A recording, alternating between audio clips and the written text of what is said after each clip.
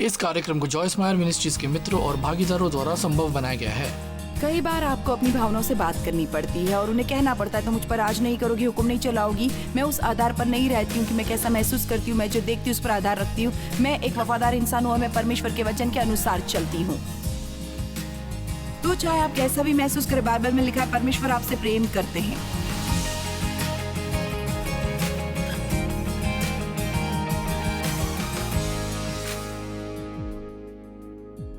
मैं बड़ी हुई, शोषित होती हुई, और मैंने हमेशा ये सोचा कि हम में कुछ खराबी है, मुझ में क्या खराबी है, मुझ में क्या खराबी है, मुझ में क्या खराबी है। मैं सोचती कि यहाँ कोई है आज जिसका बचपन में यौन शोषण हुआ और आपने हमेशा ये सोचा मुझ में क्या खराबी है, मुझ में क्या खराबी है। कोई है?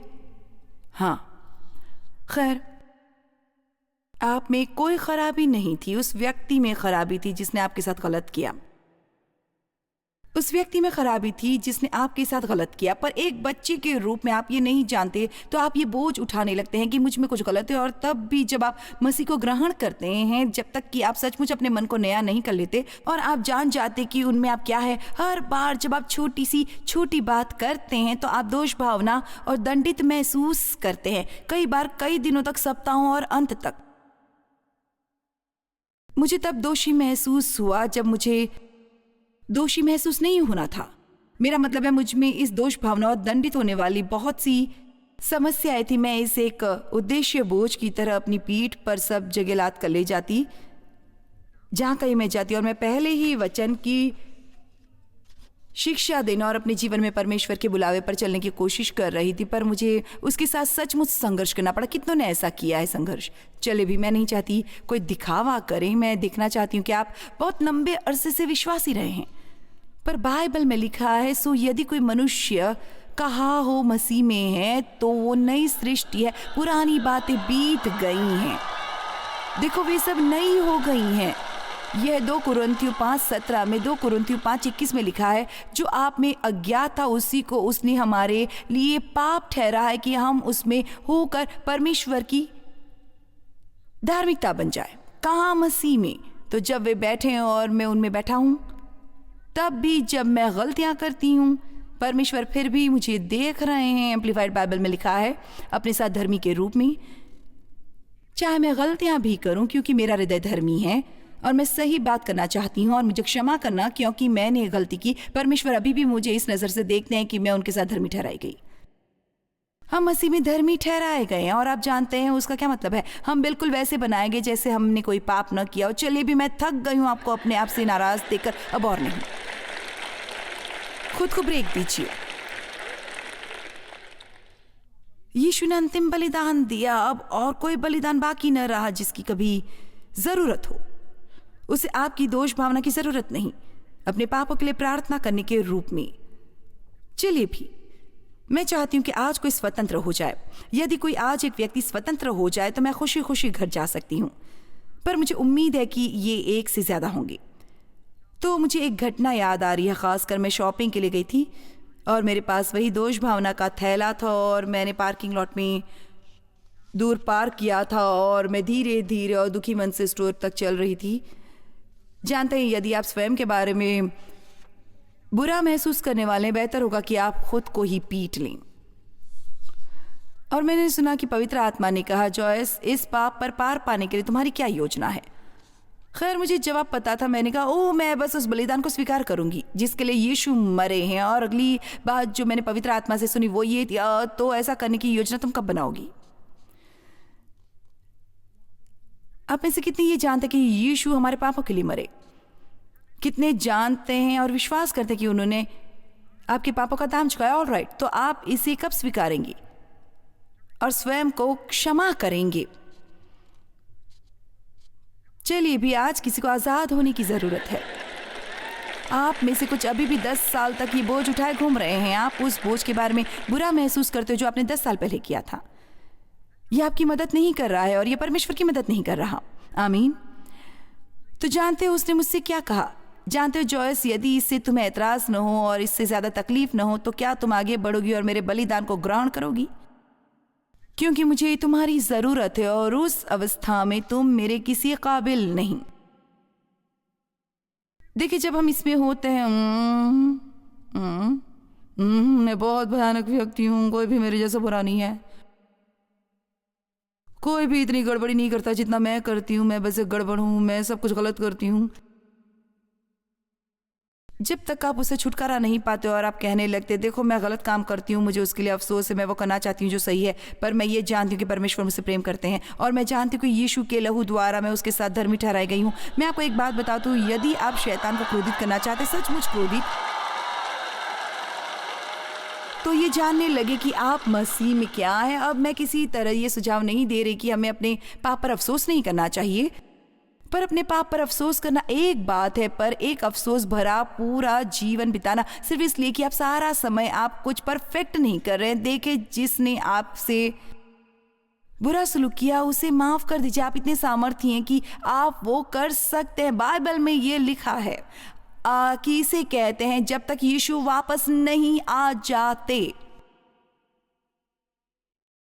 तो इसलिए मैं ये जानती हूँ कि मैं गलतियाँ करने वाली हूँ और आप गलतियाँ करने वाले हैं, और मैं अब और अपने बारे में चिंता नहीं करती। मैं ईमानदारी से सच्चाई कहूँगी, मैं नहीं करती। मैं तकरीबन किसी भी चीज़ के बारे में ज़रा भी नहीं सोचती, और किसी के लिए जिसने इसे उतना ही दुख भोगा है जितना मैंने। अब देखिए, आप में से कुछ, यदि आप पर कोई धार्मिक पाबंदी है तो शायद आप सोचे खैर ये कहना बहुत घमंड करना है कि आप कभी भी दोषी महसूस नहीं करते। खैर, वचन के अनुसार मुझे ऐसा नहीं करना चाहिए। उन पर कोई दंड की आज्ञा नहीं जो मसीह यीशु में है। मुझे अपने पापों के लिए अफसोस है। मैं शायद अपने पापों के लिए शोक करूं, शायद मैं अपने पापों के लिए रोऊं, पर मैं दोषी और दंडित महसूस नहीं करने वाली। और परमेश्वर के पीछे हटने वाली वही व्यक्ति जिसके पास मुझे जोर देकर जाना है, मुझे आपको यह बताते हुए अफसोस है कि परमेश्वर आपके व्यवहार से चकित नहीं है।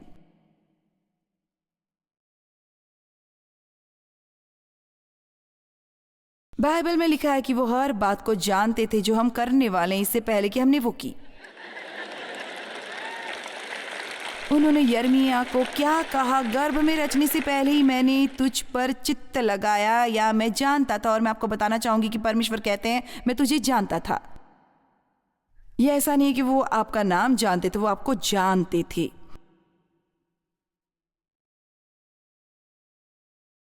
और मैंने तुम्हें अपना चुना हुआ नजरिया बनाया उस हर चीज से जो हम गलत करते। परमेश्वर हमें चुनते हैं और वो हमें इस्तेमाल करते हैं, और बाइबल में लिखा है कि वो ऐसा करते हैं उन लोगों का सामना करने के लिए जो सोचते हैं कि वो बुद्धिमान है और जिनका इस्तेमाल नहीं किया जा सकता। उन्हें सचमुच विनम्रता की जरूरत है। परमेश्वर असल में कूड़े को इस्तेमाल करते हैं जिन्हें संसार कूड़ा करकट समझता है और उसे फेंक देते हैं बेकार समझकर, और परमेश्वर उसका इस्तेमाल करते हैं। आप बस ये समझ नहीं पाएंगे कि ये कितना मूर्खतापूर्ण है कि मैं जो कर रही हूं मेरा मतलब 15 साल तक शोषित होना, उस पहले आदमी से शादी कर ली जो आया क्योंकि मैंने ये सोचा था कि कभी भी कोई मुझे नहीं चाहेगा। ये 5 साल का उत्पीड़न और अत्याचार था। मुझे कॉलेज जाना अच्छा लगता था पर मैं नहीं जा सकी क्योंकि मैं अपने पिता के घर से बाहर निकलना चाहती थी। मैं एक नौकरी पाना चाहती थी और बाहर निकलना चाहती थी, और इस काबिल होना कि खुद की देखभाल कर सकूं ताकि कोई भी मुझे ज़बरदस्ती इधर उधर ना धकेल सके। और मेरे टीचर ने पहचान लिया कि मुझे लिखने का वरदान है, और वो सचमुच ये चाहते थे कि मैं जर्नलिज्म का स्कॉलरशिप पाने की कोशिश करूं। मुझे शिक्षा नसीब नहीं हुई, पर मैंने 135 पुस्तकें लिखी हैं।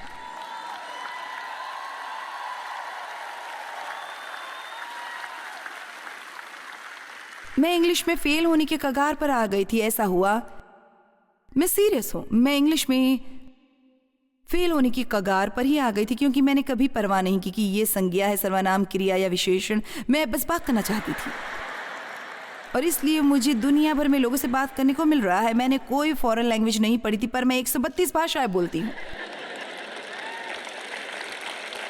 और मेरा मतलब यह है कि मेरा संदेश ट्रांसलेट होता है, वो ट्रांसलेट होता है 100 से भी ज्यादा में। देखो, आप जाते हैं, आप ये कहते हैं चलो मेरे संदेश अनुवादित हो रहे हैं, हम आज यहाँ क्या कर रहे हैं ये दुनिया भर में देखा जाएगा 132 भाषाओं में। और तो मैं आपको ये समझाने की कोशिश करूं कि हर वो चीज़ जिसे शैतान ने कोशिश की मुझसे छीन लेने की, परमेश्वर ने मुझे वो वापस दिलाई कई गुना बढ़ाकर, और वो आपके लिए भी यही करेंगे, बिल्कुल यही चीज़। आमीन, हालेलुया। पर मैं चाहती हूँ कि आप समझ लें कि मैं कभी भी नहीं जा पा रही थी जब तक कि मैंने उस दंडित भावना पर विजय नहीं पाली। कृपया आज मेरी बात सुनी। जिस तरह मैं महसूस करती उस पर मेरा बस नहीं है। खैर ये सच है, पर आप जो कहते हैं उस पर आपका बस हो सकता है। और मैं आपको बताऊंगी जो मुझे शायद लाखों बार कहना पड़ा था, मैं मसीह में परमेश्वर की धार्मिकता हूँ। और मैं अभी भी हर दिन ये कहती हूँ, मैं मसीह में परमेश्वर की धार्मिकता हूँ। और मैं ये भी कहती हूँ कि मुझे परवाह नहीं कि मैं दोषी हूँ। मैं ये जानती हूँ मैं दोषी नहीं हूँ। कई बार आपको अपनी भावनाओं से बात करनी पड़ती है और उन्हें बताना पड़ता है कि तुम मुझ पर हुकूमत नहीं करोगी, तुम मुझ पर हुक्म नहीं चलाओगी। मैं उस आधार पर नहीं रहती कि मैं कैसा महसूस करती हूँ, जो मैं देखती हूँ उस आधार पर रहती हूँ। मैं एक वफादार इंसान हूँ और मैं परमेश्वर के वचन के अनुसार चलती हूँ। तो चाहे आप कैसा भी महसूस करें, बाइबल में लिखा है परमेश्वर आपसे प्रेम करते हैं। तो आप परमेश्वर आपसे प्रेम करते हैं, चाहे आप कुछ भी सोचे। बाइबल में लिखा है परमेश्वर के पास आपके लिए जीवन की एक अच्छी योजना है। तो परमेश्वर के पास आपके जीवन के लिए एक अच्छी योजना है। खैर, अपने मुंह को परमेश्वर की सहमति मिलाइए, शैतान के साथ हामी भरना बंद करें। ये बहुत अच्छा होता है परमेश्वर के विश्राम के उस वांटेज पॉइंट से सब काम करना, पर आप अपने जीवन के किसी और क्षेत्र में विश्राम नहीं पाएंगे जब तक कि आप अपने बारे में ये नहीं सीख लेते कि परमेश्वर में कैसे विश्राम पाना है। सोचती हूं आज यहां कितने लोग खुद को पसंद नहीं करते।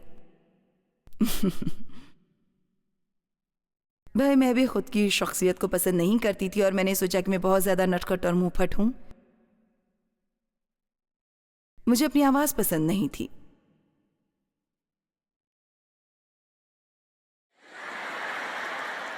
मैंने भी किया। आप जानते हैं, मैं अभी भी कहीं भी कॉल कर सकती हूँ और वो कहेंगे कि, और सामने से आवाज आएगी, हाँ सर।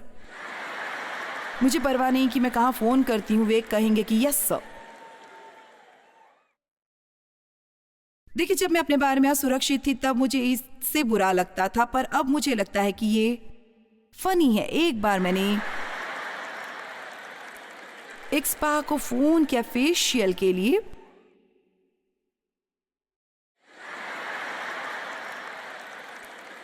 और उस लेडी ने कहा, क्या आपने यहाँ से कभी फेशियल कराया है? और मैंने सोचा मैं इससे ट्रैक नहीं कर रही और मैं सोच रही हूँ इस पीच फच के बारे में जो तुम्हारे पास होती है, जानती हो? और तो मैंने कहा, खैर हाँ, मेरे ख्याल से थोड़ा है। मैंने कहा, मैं श्योर नहीं हूँ कि तुम क्या कह रही हो। उसने कहा, क्या तुम्हारी दाढ़ी मूछें हैं?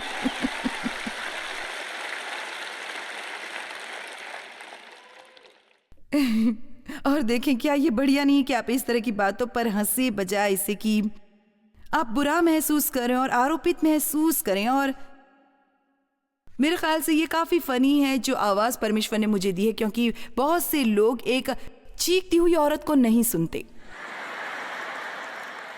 मेरा मतलब, यदि मैं यहाँ ऊपर होती और मैं बस, खैर प्रभु धन्य हूँ, यीशु की स्तुति हो, हालेलुया।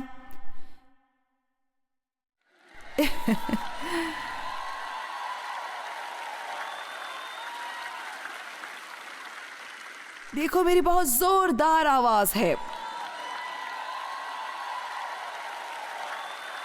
खैर, मेरा मतलब है, मेरे साथ कुछ बातें हुई हैं। मेरा मतलब है, एक रात चर्च के पार्किंग लॉट में मैंने पार्क की थी, जहां मैं शिकागो में बोलने वाली थी, और ये मोटरसाइकिल वाला मेरे पास आया, बड़ी सी अपनी हार्ले हॉग लेकर, और उसने कहा, और उसकी पोनीटेल और बड़ी सी दाढ़ी थी, और उसने अपने सभी चमड़े की चीजें पहनी थी, और उसने मुझे पहचान लिया। और उसने कहा, हे, उसने कहा, मैंने तुम्हें 6 महीने तक सुना, उसके बाद मुझे पता चला कि तुम एक औरत हो।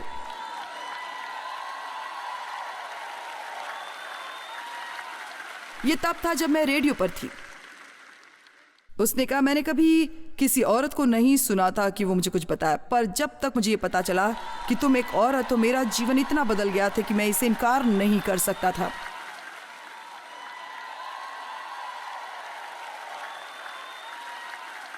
मैं आपको कुछ बताना चाहूंगी। कुछ बातें अपने बारे में जो आपको बहुत ज्यादा नापसंद होती हैं, वही वो बातें होती हैं जो परमेश्वर इस्तेमाल करना चाहते हैं यदि आप उन्हें करने दें।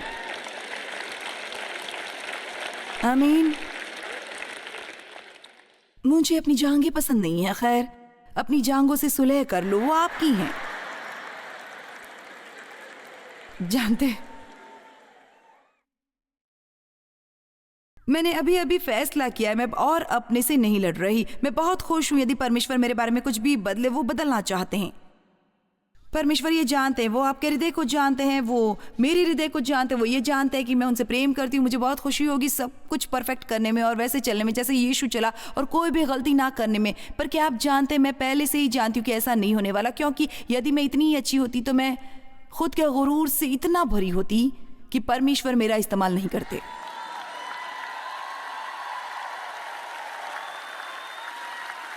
परमेश्वर को कुछ कमजोरियां चाहिए ताकि वो हमें विनम्र रख सकें। और अब तक मैंने अपने संदेश का एक भी शब्द प्रचारित नहीं किया, पर मेरे ख्याल से हम ठीक ठाक चल रहे हैं। मुझे पता नहीं।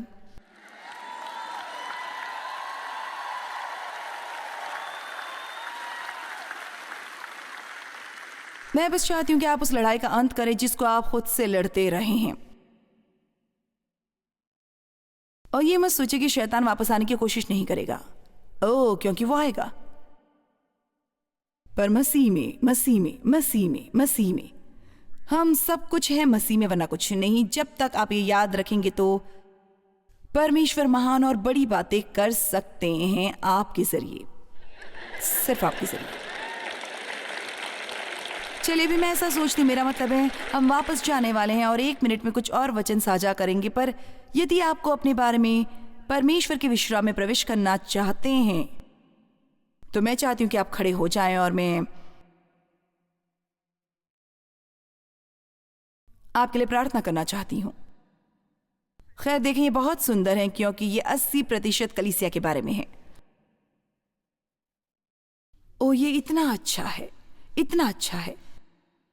हे पिता, मैं इन सभी सुंदर लोगों के लिए प्रार्थना करती हूँ जिनकी खातिर आपने अपने पुत्र को मरने के लिए भेजा।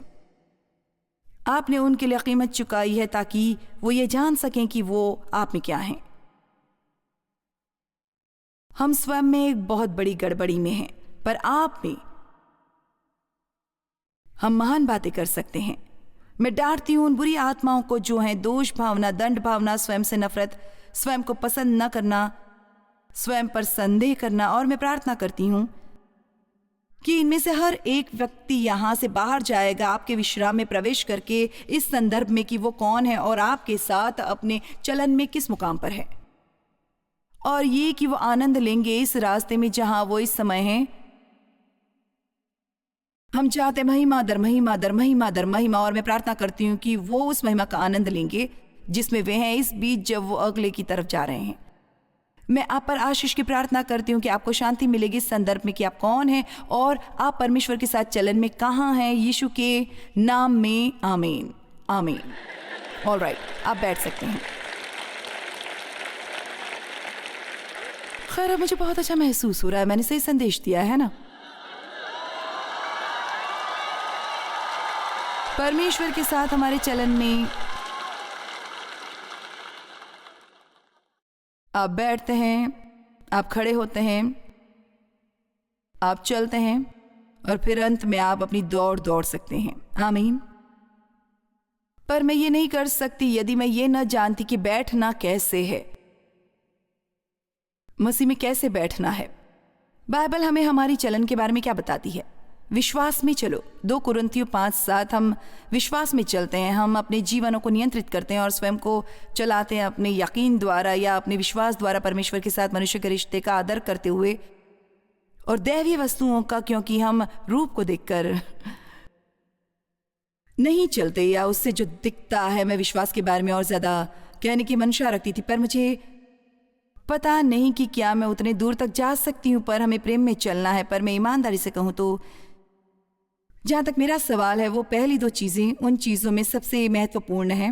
मेरा मतलब है, प्रेरित ने अपनी एक पत्री में ये कहा था कि उन सब का संपूर्ण मकसद जो हम यहाँ कर रहे हैं कि विश्राम में चलें और प्रेम में रहें, क्योंकि विश्वास केवल प्रेम द्वारा ही कार्य करता है। गलातियों 5:6 में लिखा है, चाहे हम में कितना भी विश्वास हो, यदि हम ये जान लें कि परमेश्वर हमसे प्रेम करते हैं, तो ये विश्वास कभी भी इतना मजबूत नहीं होगा कि वो हमें उठाकर ले जा सके। और दूसरे लोगों के साथ प्रेम में चलना इतना महत्वपूर्ण है। कृपया उन लोगों को क्षमा कीजिए जिन्होंने आपको चोट पहुंचाई। लोगों के बारे में सर्वोत्तम पर विश्वास कीजिए। जरूरतमंदों की मदद कीजिए। अपना जीवन बिताएं आशीष बनने के लिए, बजाय अपना जीवन आशीष के लिए प्रार्थना करने में बिताने के।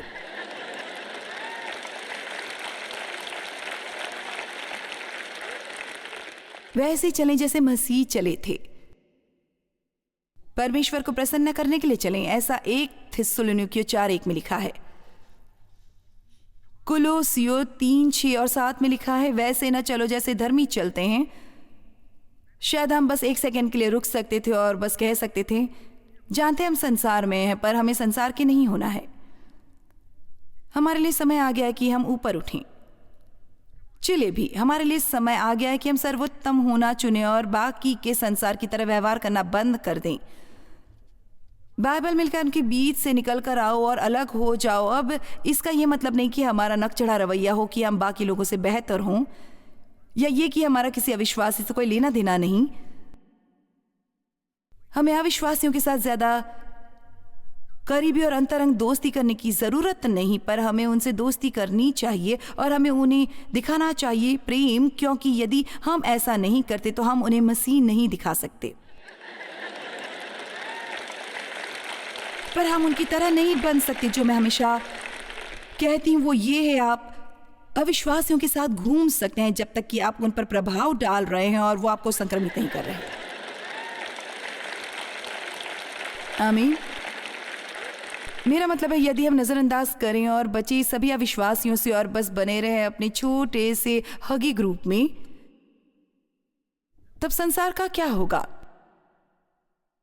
जानते हैं, यदि आप ऐसी जगह काम करते हैं और वहां 2 और मसीह और आप तीनों सारा समय एक साथ घूमते हैं, तो आप उनसे बाकियों से किसी की मदद नहीं कर पाएंगे और वो बस यही करेंगे कि बस सोचें, हाँ तुम सोचते हो कि तुम हमसे बेहतर हो, और वो ये है कि हम संसार में लोगों के सामने ऐसा नहीं दिखाना चाहते। तो हमें ये जानने की जरूरत है कि संसार में कैसे रहना है, पर इसके नहीं होना मुझे अपनी माँ की तरह व्यवहार करने के 2 कुछ मिनट। आप उस तरह के कपड़े नहीं पहन सकते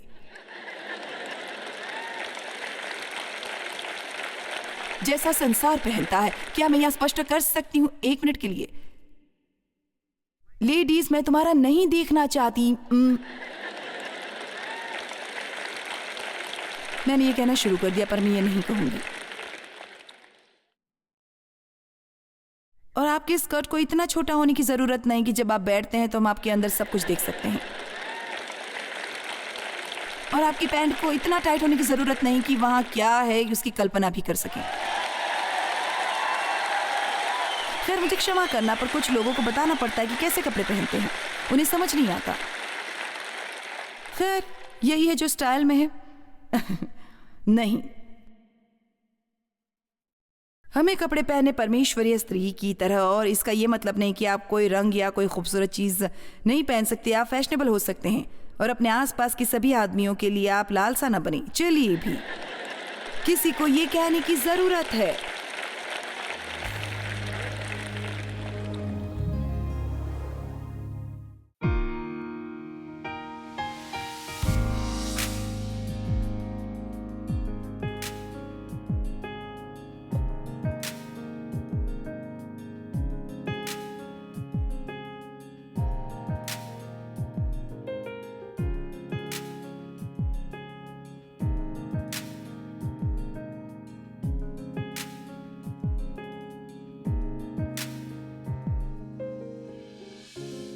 इस कार्यक्रम को जॉयस मायर मिनिस्ट्रीज के मित्रों और भागीदारों द्वारा संभव बनाया गया है।